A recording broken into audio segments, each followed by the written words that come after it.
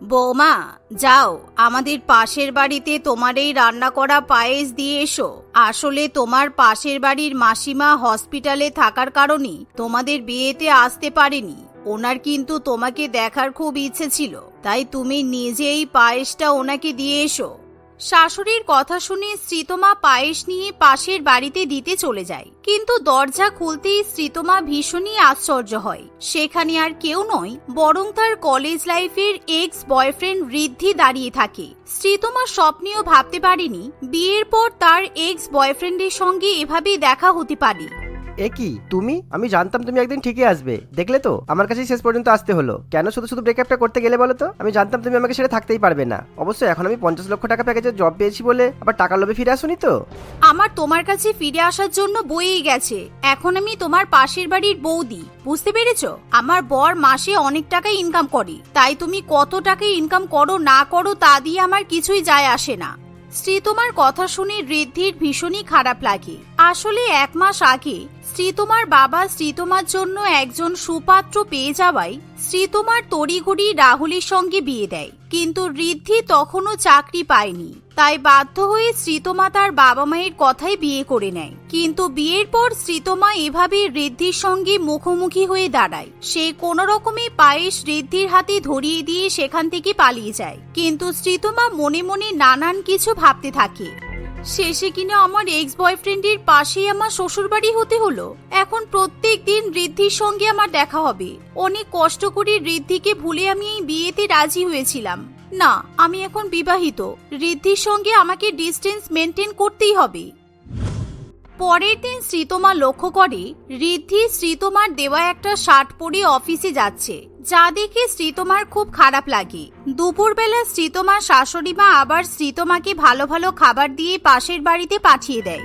নতুন বৌমা, তুমি এত কিছু রান্না করেছো।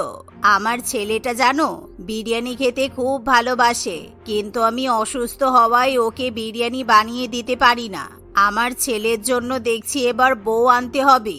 কোনো ভালো মেয়ের খোঁজ থাকলে আমাকে বলো তো। ইস, আর 1 মাস অপেক্ষা করলে আজকে ঋদ্ধির সঙ্গে আমার বিয়ে হতো, কিন্তু এই কথা আমি এখন এনাকে কি করে বলবো? তাছাড়া ঋদ্ধির বিয়ে হয়ে গেলে তো ঋদ্ধিও অন্য কারো হয়ে যাবে। কাকিমা, আপনি চিন্তা করবেন না, আমি আছি তো। যতদিন না ঋদ্ধির বিয়ে হচ্ছে আমি ঋদ্ধির জন্য রান্না করে আনবো। কিছুক্ষণ ধরে শ্রীতমা ঋদ্ধির মায়ের সঙ্গে বসে গল্প করে। শুধু তাই নয়, শ্রীতমা তাদের বাড়ির অনেক কাজকর্মও করে দেয়, কিন্তু অন্যদিকে শ্রীতমার নিজের সংসারের কাজকর্ম তখনও পড়ে থাকে। বেশ কয়েক ঘন্টা পর শ্রীতমা যখন বাড়িতে ফিরে যায় তখন, কি হলো বৌমা, বিরিয়ানি দিতে গিয়ে এতক্ষণ সময় লেগে গেল? তুমি 15 মিনিট বলে 3 ঘন্টা প্রতিবেশীর বাড়িতে কাটিয়ে আসলে। কি করছিলে শুনি? এদিকে ঘর মোছা, বাসন মাজা, জামা কাপড় কাচা কিছুই হয়নি। কিছুক্ষণ বাদেই তো বাবু অফিস থেকে ফিরে আসবে। আসলে পাশের বাড়ির মাসিমার গা হাত পা খুব ব্যথা তো, উনি তাড়াহুড়ো করে সংসারের কাজকর্ম করতে পারেন না, তাই আমি ভাবলাম ওনার হাতে হাতে একটু কাজ করে দিই। আপনি চিন্তা করবেন না, আমি এখনই সব কাজ করে ফেলছি। এই বলে শ্রীতমা তাড়াহুড়ো করে নিজের সংসারের কাজকর্ম সেরে ফেলে। কিছুক্ষণ পর ঋদ্ধি যখন নিজের বাড়িতে ফিরে যায় তখন সে বিরিয়ানি খেয়ে খুব ভালো মতোই বুঝতে পারে সেই বিরিয়ানি আসলে শ্রীতমার হাতে রান্না করাই বিরিয়ানি, কারণ ঋদ্ধি শ্রীতমার হাতে রান্নার স্বাদ খুব ভালো করেই জানে। বিরিয়ানি খাওয়ার পর ঋদ্ধি খুবই খুশি হয়ে শ্রীতমাকে একটা মেসেজ করে। সেই মেসেজ দেখে শ্রীতমা খুবই খুশি হয়, কিন্তু হঠাৎই শ্রীতমার বর রাহুল সেটা লক্ষ্য করে ফেলে। কি ব্যাপার, তুমি ফোনে কি এমন দেখছো যে তুমি এত খুশি হয়ে গেলে? কই আমাকেও দেখাও। না না, আসলে আমার একটা বান্ধবী রিল পাঠিয়েছে, খুব হাসির রিল, ওটাই দেখছিলাম আর কি। এভাবে শ্রীতমা ব্যাপারটা চেপে যায়। দেখতে দেখতে এভাবেই সময় কাটতে থাকে, কিন্তু রাহুল লক্ষ্য করে শ্রীতমা আর আগের মতো তার সঙ্গে সময় কাটাতে চায় না। সারাক্ষণ শ্রীতমা শুধু ফোনে কাকে যেন মেসেজ করতেই ব্যস্ত থাকে। একদিন রাহুল ঠিক করে সে বাজারে গিয়ে কাতলা মাছ কিনে আনবে। বাজারে যাওয়ার পর, এই যে দাদা, আমাকে 500 কাতলা দিন তো, আর সেই সঙ্গে 200 গ্রাম চিংড়ি প্যাক করে দেবেন। কাতলা কিন্তু ভালো ভালো পিস দেবেন, মাছ যেন খেতে ভালো হয়, তা না হলে কিন্তু আমি রান্না মাছ ফেরত নিয়ে আসবো বলে দিলাম। রাহুল মাছওয়ালার সঙ্গে কথা বলছে, ঠিক এমন সময় সেখানে ঋদ্ধি চলে আসে। আরে দাঁড়ান দাদা, কাতলা মাছ আর ইলিশ মাছ একসঙ্গে নেবেন না, আমি ইলিশ মাছটা আলাদা প্যাকেটে দিয়ে দিচ্ছি। আসলে রাহুল দা, তুমি তো জানো বৌদির চিংড়ি মাছে অ্যালার্জি আছে, চিংড়ি মাছের ছোঁয়া খেলে কিন্তু বৌদির অসুবিধা হতে পারে। ও তাই নাকি? মানে আমি জানি, কিন্তু আসলে কথা বলতে বলতে না আমি একদম ভুলে গিয়েছিলাম। হ্যাঁ হ্যাঁ, আপনি চিংড়ি মাছটা আলাদা প্যাকেটে দিয়ে দিন, কেমন? রাহুল মুখে এমন কথা বললেও মনে মনে তার কেমন যেন সন্দেহ হয়। তাই রাহুল যখন বাড়িতে ফিরে যায় তখন শ্রীতমাকে বলে, আচ্ছা, তুমি কি পাশের বাড়ির রিদ্ধির সঙ্গে কখনো গল্প করেছো? ও কি করে জানলো তোমার চিংড়ি মাছে অ্যালার্জি আছে, অথচ আমি জানি না? ছি ছি ছি, বাজারে সবাই কি ভাবলো বলো তো, যে আমার বউয়ের কিসে অ্যালার্জি আছে আমি জানি না, ওদিকে আমার প্রতিবেশী বলছে সে জানে। আসলে আমি ওই মাসিমার কাছে গিয়ে গল্প করেছিলাম। রিদ্ধি হয়তো ওর মায়ের কাছ থেকে শুনে সেটা মনে রেখেছে। আজকাল তো সবারই কিছু না কিছুতে অ্যালার্জি থাকে, রিদ্ধিরও তো চকলেটে অ্যালার্জি আছে। সে কি, রিদ্ধি এত বছর ধরে আমার পাশের বাড়িতে থাকে, আমি তো কখনো শুনলাম না যে রিদ্ধির চকলেটে অ্যালার্জি আছে। এসব কথা তোমার জানার কথা নয়, তুমি এত কথা কি করে জানলে? এই রে, আমি আবার মুখ ফসকে বলে ফেলেছি। না না, রিদ্ধির কথা বললেই আমাকে বুঝে শুনে বলতে হবে, না হলে মুখ দিয়ে কখন যে কি বেরিয়ে যাবে তার কোনো ঠিক নেই। রাহুল আবার আমাকে সন্দেহ করবে। আরে না গো, আমি তোমাকে বললাম না ওদের বাড়িতে গিয়ে আমি ওর মায়ের সঙ্গে গল্প করেছি।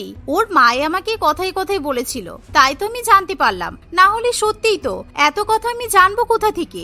এই বলে শ্রীতমা সেখান থেকে চলে যায়। দেখতে দেখতে এভাবে আরো কিছুদিন কেটে যায়, কিন্তু শ্রীতমা প্রত্যেক দিনই ভালো মন্দ খাবার রান্না করে রিদ্ধির বাড়িতে দিয়ে আসে। এমনকি রিদ্ধির অফিসের টিফিনও সে প্যাক করে দেয়। রিদ্ধিও অফিসে যাওয়ার সময় ব্যালকনিতে দাঁড়িয়ে প্রত্যেকদিন শ্রীতমাকে গুড মর্নিং এবং গুড নাইট উইশ করে, যার ফলে শ্রীতমা মনে মনে বেজায় খুশি থাকে।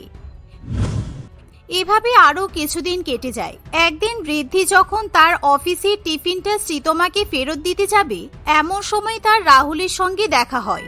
আরে রিদ্ধি, তুই টিফিনে করে কি দিতে এসেছিস? দে দে আমাকে দে, আমিও তো বাড়িতেই ঢুকছি, আমি একেবারে তোর টিফিন কৌটোটা বৌদিকে দিয়ে দেবো, কেমন? এই বলে রাহুল জোর করে রিদ্ধির টিফিন কৌটোটা নিয়ে নেয়, কিন্তু বাড়িতে ঢোকার পর হঠাৎই রাহুলের হাত থেকে রিদ্ধির টিফিন কৌটোটা নিচে পড়ে যায়, আর সেই টিফিন কৌটোর মধ্যে থেকে একটা গোলাপ ফুল এবং চকলেট বাইরে বেরিয়ে আসে, যা দেখে রাহুল খুবই রেগে যায়। এসব কি, রিদ্ধির টিফিন কৌটো থেকে গোলাপ ফুল আর চকলেট বেরোচ্ছে কেন? শ্রীতমা, তুমি আমাকে সত্যি করে বলো তো কি ব্যাপার চলছে? আমার মনে হয় তুমি রিদ্ধির সঙ্গে এক্সট্রা ম্যারিটাল অ্যাফেয়ার করছো না তো? আমি আজকেই তোমার বাড়িতে ফোন করে তোমার বাবা মাকে সব কথা বলছি। আমি তোমার মতো চিটিং বাজের সঙ্গে সংসার করতে চাই না। রিদ্ধি আর আমি জাস্ট ফ্রেন্ড, আমাদের মধ্যে কোনো ব্যাপার নেই। আর সব থেকে বড় কথা, রিদ্ধিকে দোষ না দিয়ে কখনো তো তুমিও আমার জন্য ফুল কিংবা চকলেট নিয়ে আসতে পারো। কি কপাল আমার, আমার বর ফুল দিতে পারছে না, এদিকে প্রতিবেশী আমাকে কৃতজ্ঞতাবশত ফুল দিলেই দোষ, যত সব। শোনো, এসব কথাবার্তা তুমি অন্য কাউকে বুঝিও, আমাকে নয়। আমার চোখ আছে, কানও আছে, আমি প্রত্যেকদিন দেখি তুমি রিদ্ধির জন্য ব্যালকনিতে দাঁড়িয়ে থাকো। আমাকে কি বোকা পেয়েছো নাকি? আমি কিছুই বুঝতে পারি না। এভাবেই রাহুল এবং শ্রীতমা দুজনই খুবই ঝগড়াঝাটি করে। দেখতে দেখতে আরো কিছুদিন কেটে যায়। একদিন রাহুলের মা সর্বাণী দেবী শ্রীতমার বাড়িতে গিয়ে বলে, বৌমা, তুমি তো খুব ভালো রান্না করতে পারো, তাই ভাবলাম তোমাকে এই কথাটা বলি। আসলে আমি রিদ্ধির জন্য মেয়ে দেখেছি, আমাদের বাড়িতে কালকে লোকজন পাকা কথা বলতে আসবে, তাই তুমি যদি আমার বাড়িতে গিয়ে একটু রান্না বান্না করে দিতে তাহলে খুব উপকার হতো। রিদ্ধির বিয়ের কথা শুনে শ্রীতমার মন একেবারে ভেঙে যায়, কিন্তু সে কিছু বলতে পারে না। পরের দিন শ্রীতমার রিদ্ধির বাড়িতে গিয়ে গাজরের হালুয়া, কাশ্মীরি পোলাও, মাটন, ডাকবাংলো, চিকেন রেজালা ইত্যাদি ঋষির পছন্দের খাবার রান্না করে। তাহলে ওই কথাই রইলো, আপনার ছেলেকে আমাদের খুব পছন্দ, আমরা খুব তাড়াতাড়ি বিয়েটা সেরে ফেলতে চাই। আজকেই বিয়ের জন্য কেনাকাটা করে ফেললে ভালো হতো। হ্যাঁ হ্যাঁ, নিশ্চয়ই। এই তো আমাদের পাশের বাড়ির বৌমা আছে, কলি, তুমি বরং শ্রীতমার সঙ্গেই শপিং করতে যেও। শ্রীতমা আমার পাশের বাড়ির বৌমা হলেও আমাদের সংসারে কিন্তু খুব সাহায্য করে, আমার সংসারের অনেক খেয়াল রাখে। বিয়ের পর তোমাকেই কিন্তু সব দায়িত্ব নিতে হবে। আপনি কোনো চিন্তা করবেন না আন্টি, বিয়ের পর আমি সব দায়িত্ব পালন করব। তখন আর বৌদিকে বারবার পাশের বাড়ি থেকে আমাদের বাড়িতে কাজ করতে আসতে হবে না। এমনিও বৌদিরও তো নিজের সংসার আছে, আমাদের বাড়িতে কাজ করতে এলে বৌদির তো সময় নষ্ট হয়। এমন কথা শোনার পর শ্রীতমার মন একেবারে ভেঙে যায়। শ্রীতমা খুব ভালো মতোই বুঝতে পারে রিদ্ধির বিয়ের পর সে আর বাড়ি বাড়ি রিদ্ধির বাড়িতে যেতে পারবে না। দেখতে দেখতে এভাবে আরো কিছুদিন কেটে যায়।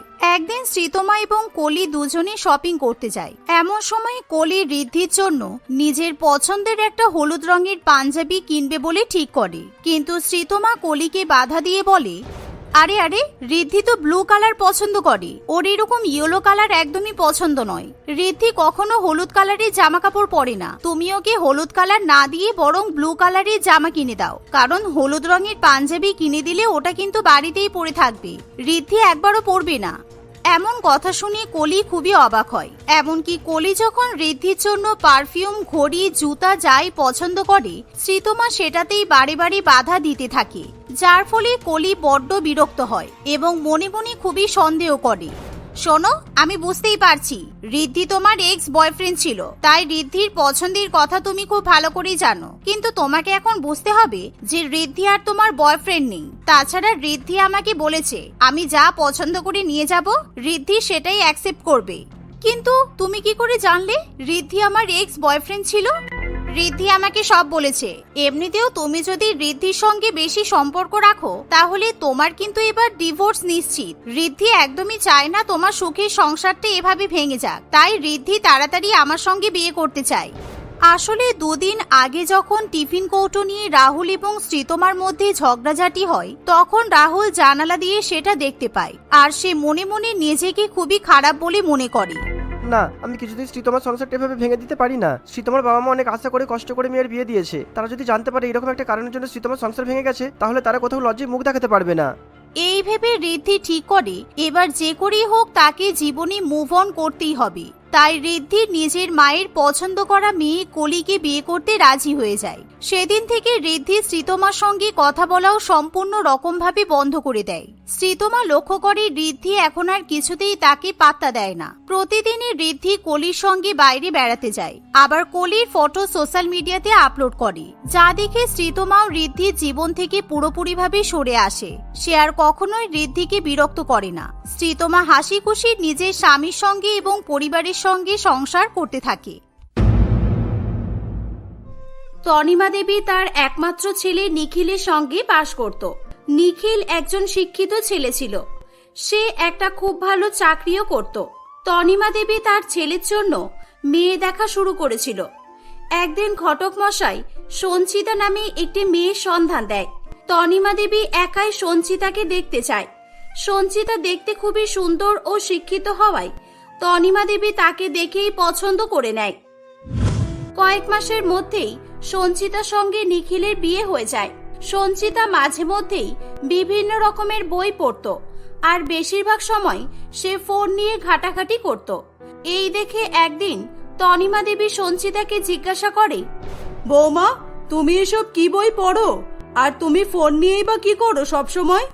মা, আমার বই পড়তে খুব ভালো লাগে, তাই আমি নানান রকম বই পড়ি, তাও আবার ইংলিশ বই। এই তো দেখুন। আর আমি ফোনে কি করি, আমি আমার বন্ধুদের সঙ্গে চ্যাট করি, মেসেজ করি, কথা বলি, বুঝলেন? ইংলিশ মেসেজ, এই দেখুন। ওরে বাবা, তাই তো, আমাকে দেখিয়ে কোনো লাভ নেই বৌমা। আমি এসব ইংলিশ টিংলিশ বুঝি না। আমি তো ক্লাস 6 পর্যন্ত পড়েছি। 6-এ ফেল করার পর বাবা মা আর পড়ায়নি। আসলে আমি পড়ার তেমন সুযোগও পাইনি। তুমি খুব ভাগ্যবান যে তোমার বাবা মা তোমাকে এত শিক্ষিত করে তুলেছে। হ্যাঁ মা, তা বলতে পারেন। আচ্ছা মা, আমি এবার আসছি, হ্যাঁ, একটা কাজ আছে আমার। এই বলে সঞ্চিতা সেখান থেকে চলে যায়। তনিমা দেবী সারা পাড়ায় তার বৌমাকে নিয়ে গর্ব করতে শুরু করে। বেশ কয়েকদিন কেটে যায়। একদিন তনিমা দেবী সঞ্চিতাকে বলে, বৌমা, এই নাও, এতে 10,000 টাকা আছে। তুমি ব্যাংকে জমা করে দিয়ে আসো তো। নিখিল দিয়ে গেছে ব্যাংকে ফেলার জন্য। কি, আমি ব্যাংকে যাব? এর আগে কে টাকা ফেলতো ব্যাংকে? আমিই যেতাম। নিখিল তো অফিসের কাজে ব্যস্ত থাকে। আমাদের বাড়ির আশেপাশে সবাইকে হাতে পায়ে ধরে ব্যাংকের টাকা জমা দেওয়ার যে ফর্মগুলো হয় না, ওগুলো লিখিয়ে নিয়ে যেতাম।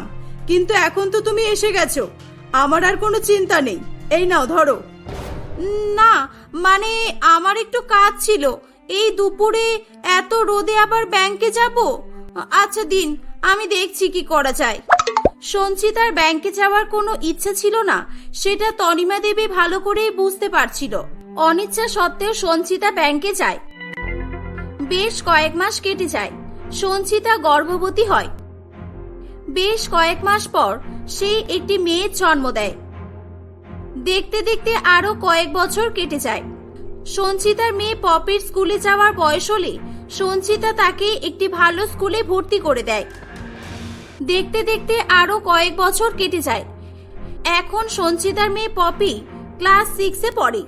একদিন পপি তার ঠাকুমাকে বলে, ঠাকুমা দেখো না, আমি এই অঙ্কটা করতে পারছি না, তুমি একটু বলে দাও না ঠাকুমা।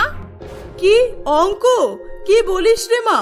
আমি তো মূর্খ সূর্খ মানুষ, আমি এসব অঙ্ক টঙ্ক কি করে পারবো? আমি তো ঠিক করে কিছু পড়তেও জানি না রে। তোর মা তো অনেক পড়াশোনা করেছে। মাকে তো বলি, কিন্তু মা তো আমাকে কোনোদিনই হেল্প করে না, শুধু বলে যে টিউশনের ম্যাডামের কাছ থেকে করে নিবি। তুমি চলো না আমার সঙ্গে, দেখবে মাকে বলবো, মা করে দেবে না। পপি তনিমা দেবীকে সঙ্গে করে নিয়ে তার মায়ের কাছে যায়। ও মা, এই অঙ্কটা করে দাও তো, দেখো না কত কঠিন অঙ্ক, কখন থেকে চেষ্টা করছি, আমি পারছি না করতে। কি এখন আমি তোর অঙ্ক করতে বসবো? বাড়িতে অনেক কাজ আছে আমার, আমি পারবো না। যা নিজের কাজ নিজে কর। দেখেছো ঠাকুমা, মা সব সময় এমন করে, আমাকে কোনোদিনও একটুও হেল্প করে না, এমনকি কোনো পড়া বলে দিতে বললেও বলে না। কালকেই তো ইংলিশে একটা ওয়ার্ড আমি উচ্চারণ করতে পারছিলাম না বলে মাকে বলতে বললাম, মা বলল যে নিজের পড়া নিজে পড়। পপির কথা শুনে সঞ্চিতা চুপ করে থাকে। তনিমা দেবীর এই নিয়ে খুব সন্দেহ হয়। বৌমা, পপি কি বলছে এসব? তুমি সত্যিই পড়াশোনা জানো তো, নাকি আমাদের ঠকিয়েছো? এই অঙ্কটা করে দেখাও দেখি। আচ্ছা অঙ্ক ছাড়ো, অঙ্ক না হয় কঠিন। পপি, তোর ইংলিশ বইটা দে তো মাকে। তোর মা তো ইংলিশে চ্যাট করে, নিশ্চয়ই পড়তে পারবে। ওই তো তোর বাবাও এসে গেছে। নিখিল, এদিকে আয়, দেখ চোর ধরা পড়েছে। সঞ্চিতা চাপে পড়ে সত্যি কথা বলতে শুরু করে। আমি একটা সত্যি কথা বলতে চাই, আসলে আমি পড়াশোনা জানি না, আমি ক্লাস 5 পর্যন্তই পড়েছি। আমার পড়াশোনা করতে ভালো লাগতো না, আমি একজন 5 ফেল মেয়ে। নিখিলের সঙ্গে বিয়ে দেওয়ার জন্য আমার বাবা মা আপনাদেরকে মিথ্যা কথা বলেছিল, তাই আমি শিক্ষিত হওয়ার জন্য নানান রকম বই পড়ার নাটক করতাম, আর ব্যাংকে গিয়ে টাকা ফেলার ফর্মগুলো অন্য কাউকে দিয়ে ফিল আপ করে নিতাম। হাই রে হাই, এত বছর পর তুমি এই কথা বলছো? এত বড় ধোঁকা আমাদের সঙ্গে। সঞ্চিতা, এটা কিন্তু তুমি ঠিক করনি। আর এখন করবই বা কি? ভেবেছিলাম মেয়েটার দিকে তুমি নজর রাখতে পারবে, এখন তো দেখছি আমাকেই সেটা করতে হবে। চল পপি, আমি করে দিচ্ছি অঙ্ক। এই বলে নিখিল তার মেয়েকে নিয়ে সেখান থেকে চলে যায়। কিন্তু তখনও তনিমা দেবী তার বৌমাকে কথা শুনিয়েই যাচ্ছিল। মা, আপনি আমাকে এত কথা শোনাচ্ছেন কেন? আপনি তো নিজেই অশিক্ষিত মূর্খ। আপনি এমন করছেন যেন একদম বিএ পাশ করে ফেলেছেন। আমি তো তবু 6 ফেল, আর তুমি তো 5 ফেল। সেই হিসেবে তুমি আমার থেকেও বড় অশিক্ষিত। কি হলো, তোমরা এখনো শিক্ষিত অশিক্ষিত নিয়ে নিজেদের মধ্যে ঝামেলা করছো? ঝামেলা বন্ধ করো এবার। আমি তোমাদের দুইজনকে স্কুলে ভর্তি করে দেব। তোমরা আগে পড়াশোনা করতে পারোনি, তাতে কি হয়েছে? এখন পড়াশোনা করবে। কি এই বয়সে মেয়েকে স্কুলে পাঠাবো নাকি নিজে স্কুলে যাব? আমাদের কি এখন স্কুলে যাওয়ার বয়স আছে? লোকে কি বলবে? শিক্ষার কোনো বয়স হয় না। তোমরা শিক্ষিত হতে চাও কি না আগে বলো। তোমরা নিজেদের সব কাজ নিজেরাই করতে পারবে, আর কারোর উপর ডিপেন্ড করতে হবে না। আমাদের পরিবারের একটা আলাদা পরিচয় তৈরি হবে। এখন আর কিছু করার নেই, মেয়ে নাতনির সঙ্গে তোমাদেরও স্কুলে যেতে হবে। বাবা, মাকে আর ঠাকুমাকে আমাদের স্কুলে ভর্তি করবে না, কিন্তু সবাই আমাকে নিয়ে মজা করবে যে এত বড় হয়েও আমার মা আর ঠাকুমা পড়াশোনা জানে না, সবাই আমাকে অপমান করবে। দেখলে তো, তোমরা পড়াশোনা জানো না, এটা নিয়ে পপি এখন থেকেই লোকের কাছে অপমানিত হবে বুঝতে পেরে গেছে। স্কুলে যাবে তোমরা, বলো। আর পপি, ভয় নেই মা, আমি তোর মা আর ঠাকুমাকে অন্য স্কুলে ভর্তি করে দেব। নিখিল পরের দিনই তার মা আর বউকে অন্য একটা হাই স্কুলে ভর্তি করে দেয়। তাদের জন্য স্কুলের ড্রেসও কিনে নিয়ে আসে। এই নাও তোমাদের স্কুল ড্রেস, পরে নাও, রেডি হয়ে স্কুলে চলে যাও। এ মা, সে কি? এই বুড়ি বয়সে বাচ্চাদের মতো স্কুল ড্রেস পরবো? না বাবা না, আমি এসব স্কুল ড্রেস পরতে পারবো না। হ্যাঁ তাই তো, আমরা বাড়ির ড্রেস পরেই যাব ভেবেছিলাম, কিন্তু স্কুল ড্রেস পরে আমাকে ভালোই মানাবে, তাই না বলো? আমি তো আর বুড়ি হয়ে যাইনি, আমি তো এখনো ইয়ং আছি। বেশি কথা না বলে রেডি হও, স্কুল ড্রেস ছাড়া তোমাদের স্কুলে অ্যালাউ করবে না। বাধ্য হয়ে সঞ্চিতা ও তনিমা দেবী স্কুল ড্রেস পরে নেয়। পপির সঙ্গে তার মা আর ঠাকুমা যাতে একসঙ্গে বাড়ি থেকে না বেরোয়, তাই সে ভয়ে ভয়ে আগেই বাড়ি থেকে বেরিয়ে গিয়েছিল। সঞ্চিতা ও তনিমা দেবীকে স্কুল ড্রেস পরে যেতে দেখে পাড়াপড়শি সবাই খুব হাসাহাসি করতে থাকে। সবাইকে উপেক্ষা করে তারা অবশেষে স্কুলে পৌঁছায়। স্কুলের বাচ্চারা তাদের দুজনকে দেখে অবাক হয়ে যায়। এই এরা কারা রে? এরা কি আমাদের নতুন ম্যাডাম নাকি? কিন্তু ম্যাডামরা তো স্কুল ড্রেস পরে না। বৌমা, এই প্রথম বেঞ্চে বসি, এখানে বসি। আরে না না মা, কি যে বলেন না, প্রথম বেঞ্চে ভুল করেও বসবেন না। স্যার ম্যাডামরা পড়ানোর পর আমাদেরকে আগে পড়া ধরবে, আমরা পেছনে বসি, চলুন। আরে না না বৌমা, আমি পেছনে বসলে কিছুই দেখতে পাবো না। তুমি তো জানো আমি চোখে কম দেখি, আমাকে এবার একটা চশমা বানাতে হবে। পেছনে বসবো না, আমরা এখানেই বসবো। এসো, ব্যাগ রাখো, এখানে বসে পড়ো। সেই সময় ক্লাসের ম্যাডাম চলে আসেন। এই যে আপনারা, না না তোমরা কি করছো? সামনের বেঞ্চে বসলে হবে না। তোমাদের হাইট আর ক্লাসের বাচ্চাদের হাইটের মধ্যে কত তফাৎ আছে দেখেছো? তোমরা সামনে বসলে ওরা বোর্ড দেখতে পাবে না। যাও, তোমরা পেছনে গিয়ে বসো। এত বড় হয়েও বুদ্ধি নেই কোনো। সামনে বসলে এমনিও কত অদ্ভুত মনে হবে পড়াতে। সঞ্চিতা ও তনিমা দেবী ম্যাডামের কথা শুনে পেছনে গিয়ে বসে পড়ে। সেদিনটা তনিমা দেবী সত্যি সত্যি বোর্ডের কোনো লেখা দেখতে পায় না, তাই সঞ্চিতার খাতা দেখেই সবকিছু লেখে। পরের দিন তারা দুজনে আবার স্কুলে যায়। তাদের ক্লাসের একটা মেয়ে সঞ্চিতার কাছে এসে বলে, ও আন্টি, তোমার বাড়ি কোথায় গো? তুমি কতবার ফেল করেছো? এই, তুমি আমাকে আন্টি বলে ডাকছো কেন? আমাকে দেখে কি আন্টি মনে হচ্ছে তোমার? ও সরি সরি, তুই তো আমার ক্লাসমেট, তাই না? তোকে তো নাম ধরে ডাকা যেতেই পারে। তোর নামটা কি যেন? ও হ্যাঁ, সঞ্চিতা। এই সঞ্চিতা, তোর বাড়ি কোথায় রে? এবার ঠিক আছে তো সঞ্চিতা? আমি তোমার থেকে কত বড় আর তুমি আমার নাম ধরে ডাকছো? তোমার বাবা মা কোনো শিক্ষা দেয়নি তোমাকে? আন্টি বললেও প্রবলেম, আবার নাম ধরে ডাকলেও প্রবলেম। বুঝলাম, মাথায় গোবর ভরা আছে। ওদিকে তনিমা দেবী সেদিন স্কুলে চশমা পরে এসেছিল। তার ক্লাসেরই রাজা নামের একটি ছেলে বলে, এই যে তুমি আমার বন্ধু হবে, আমার নাম রাজা। হ্যাঁ বাবা, নিশ্চয়ই। এমনিও তো আমার স্কুলে কোনো বন্ধু নেই। আরে আমাকে বাবা টাবা বলো না, আমি তোমাকে বন্ধু হওয়ার কথা বলেছি, ঠাকুমা হতে বলিনি। এই যে বন্ধু, দেখি তো তোমার চশমাটা পরে একবার দাও না। কেন, চশমা নিয়ে কি করবে তুমি? রাজা তনিমা দেবীর চশমা খুলে নিয়ে পালিয়ে যায়। ক্লাসে ম্যাডাম এলে তনিমা দেবী রাজার নামে নালিশ করে। দেখুন না ম্যাডাম, রাজা আমার চশমা নিয়ে কোথায় লুকিয়ে রেখেছে। আমি চশমা ছাড়া তো দেখতেই পাবো না। আরে এত বড় হয়ে গিয়ে, না না সরি, এত বয়স্ক হয়ে গিয়ে তুমি আমার কাছে নালিশ করছো? লজ্জা করছে না একটু? যাও বাইরে যাও, বাইরে গিয়ে কান ধরে দাঁড়াও। আর এই যে সঞ্চিতা, তুমি উঠে দাঁড়াও, বাড়ির কাজ করেছো? ম্যাডাম তনিমা দেবীকে ক্লাসের বাইরে বের করে দেয়। এই দেখে সঞ্চিতা মনে মনে খুব আনন্দ পাচ্ছিল, কিন্তু বাড়ির কাজ করে না নিয়ে আসায় ম্যাডাম তাকেও বাইরে বের করে দেয়। ক্লাসের সকল বাচ্চারা তাদের দুজনের উপর হো হো করে হাসতে শুরু করে। এটা প্রত্যেক দিনই হতো। ম্যাডামের পক্ষে ক্লাসকে শান্ত করানো খুব মুশকিল হয়ে পড়তো। বাচ্চাদের কাছে তারা দুজনেই মজার পাত্র হয়ে উঠেছিল।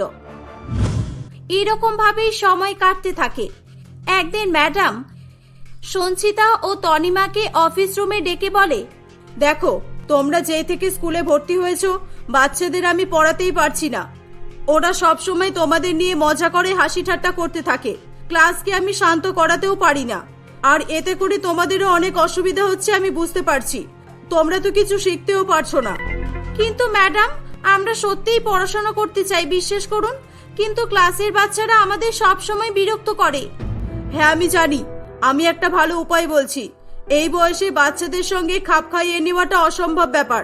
তোমরা এই স্কুল ছেড়ে মুক্ত বিদ্যালয়ে ভর্তি হও। ওখানে তোমাদের মতোই সমবয়সী অনেকেই পড়াশোনা করে, তোমাদের আর কোনো অসুবিধা হবে না। ম্যাডামের কথা শুনে তনিমা ও সঞ্চিতা খুব অবাক হয়। তারা মুক্ত বিদ্যালয়ের কথা জানতো না। নিখিলকে বাড়িতে এসে বললে নিখিল তাদের দুজনকে মুক্ত বিদ্যালয়ে ভর্তি করে দেয়। ওখানে তাদের সমবয়সী অনেক কাউকে তারা পেয়ে যায়। এখন আর তাদের স্কুল ড্রেস পরেও স্কুলে যেতে হয় না। দুজনে সিরিয়াসলি মন দিয়ে পড়াশোনা করতে থাকে। কয়েক বছর পর তারা মাধ্যমিক ও উচ্চ মাধ্যমিক পাশ করে মুক্ত কলেজে ভর্তি হয়। তারা দুজনেই পাড়ায় একটা এনজিও খোলে, যেখানে তারা সকলকে ফ্রিতে শিক্ষাদান করতে থাকে। এভাবেই পাড়া পড়শি সকলকে উপেক্ষা করে তারা এগিয়ে যায়। তারা প্রমাণ করে দেখিয়েছিল যে শিক্ষার কোনো বয়স হয় না।